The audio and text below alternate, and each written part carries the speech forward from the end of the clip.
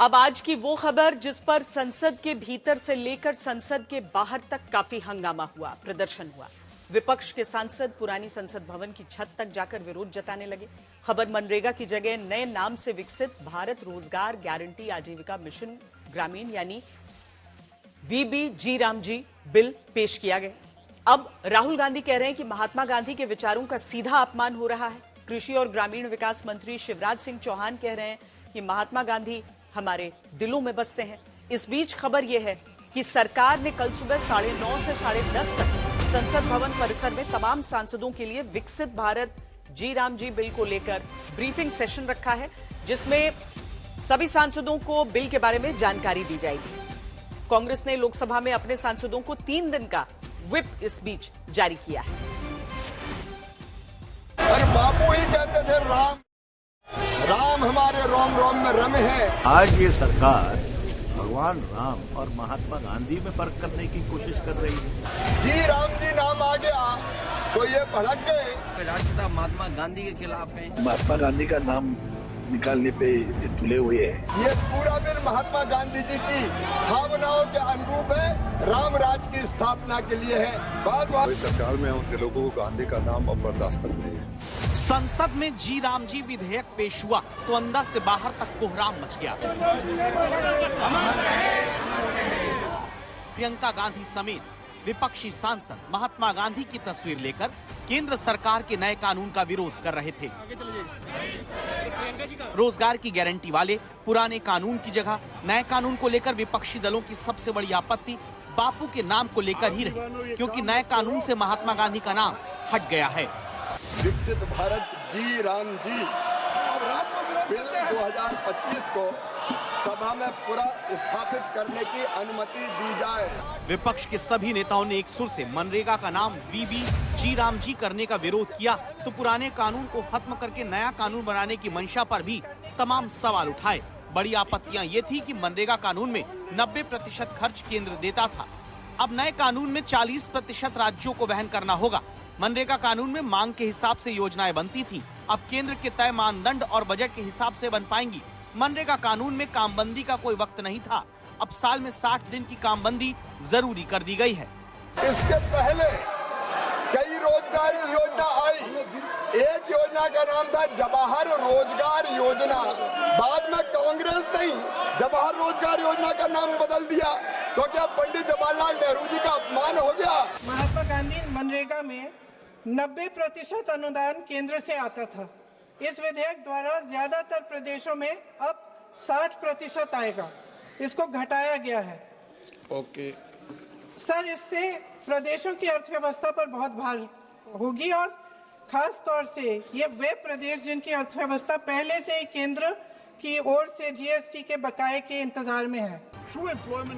सरकार का कहना है कि राज्यों की लागत बढ़ेगी तो जिम्मेदारी भी आएगी।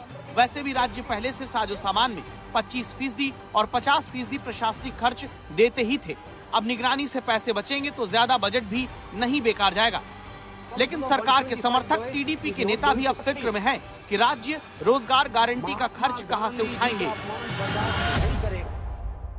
So those 2,000 crores out of 5,000 crores, 40% will be there. 2,000 crores as a cash-strapped state like Andhra Pradesh, we are working out how to fulfill that 2,000 crores from the state coffers. But as I mentioned earlier, from the time of bifurcation, we are cash-strapped. जो देश हित में bill पारित करना है वो तो हम पारित करके ही रहेंगे। पंडित दीनदयाल उपाध्याय। बीजेपी का कहना है कि 20 साल में देश बहुत बदल गया, इसलिए मनरेगा की जगह वीबीजी राम जी की जरूरत है।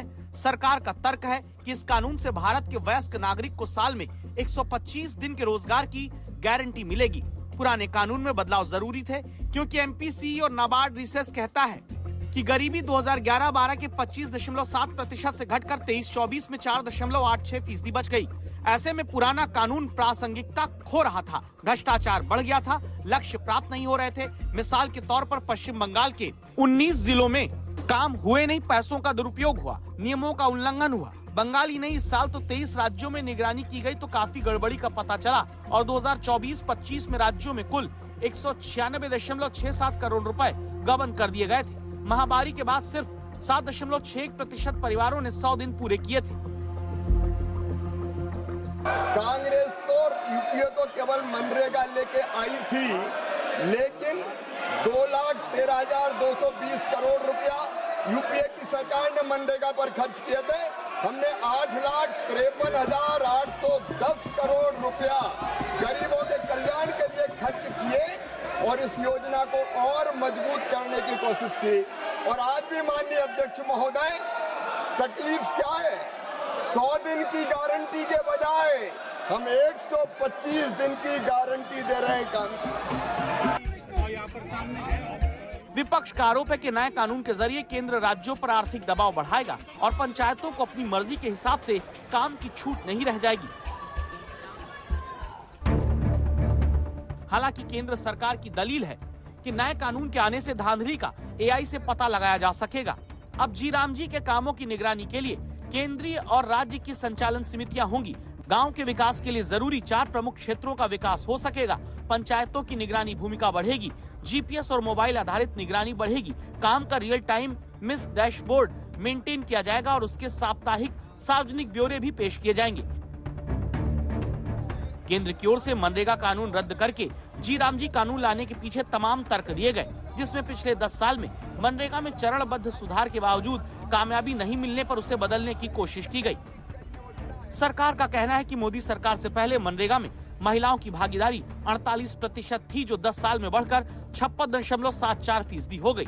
2013-14 में आधार सीडेड सक्रिय श्रमिक सिर्फ 76 लाख थे, जो अब 12.11 करोड़ तक हो चुके हैं। 12 साल पहले आधार से जुड़े भुगतान नहीं होते थे, जिसमें अब 11.93 करोड़ मजदूरों को हो रहा है। इसी तरह पहले मनरेगा की संपत्तियों की जियो टैगिंग नहीं होती थी, लेकिन अब 6.44 करोड़ से अधिक संपत्तियां जियो टैग्ड हैं। 2013-14 में ई पेमेंट भी सिर्फ 37% होता था, जो अब 99.99% हो चुका है। बावजूद इसके जब 2024-25 में 100 दिन की जगह औसत 42 दिन ही काम हो सका, तो इस कानून को नए स्वरूप में लाना जरूरी था। आज तक ब्यूरो।